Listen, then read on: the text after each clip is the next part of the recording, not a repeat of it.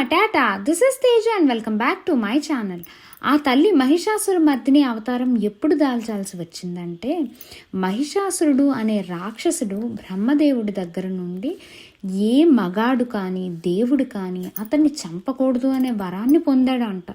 దాంతో 3 లోకాల్ని అస్తవ్యస్తం చేసి దేవతలను సైతం హింసించగా ఆ త్రిమూర్తులు ఆదిపరాశక్తికి తమ ఆయుధాన్ని ఇచ్చారంట.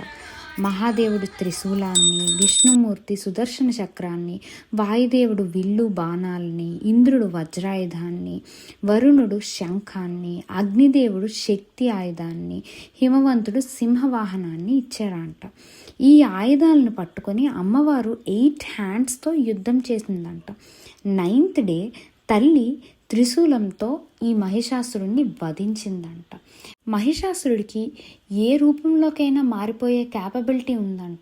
ఈ 9 days తను ర్యాట్ లాగా, క్యాట్ లాగా, కప్పలాగా రకరకాలుగా మారిపోయి ఆఖరికి బఫెల్లో రూపంలో ఉంటుండగా అమ్మ అతన్ని వధించడంతో మహిషాసుర మర్దినిగా మారింది.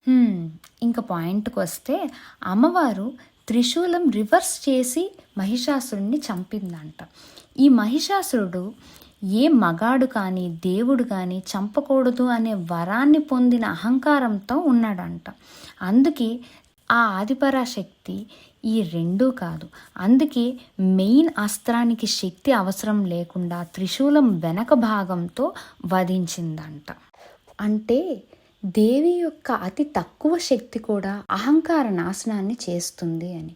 అసురుడు నన్నెవ్వరూ చంపలేరు అని అత్యధిక గర్వంతో ఉండటం వల్ల ప్రధానాస్త్రం అవసరం లేదు, నేను సాధారణమైన బలహీనమైన భాగంతోనే నిన్ను జయించగలను అని చెప్పిందంట. ఇది అహంకారం ఎంత గొప్పదైనా దైవశక్తి ముందు శూన్యం అనే ఒక సందేశం.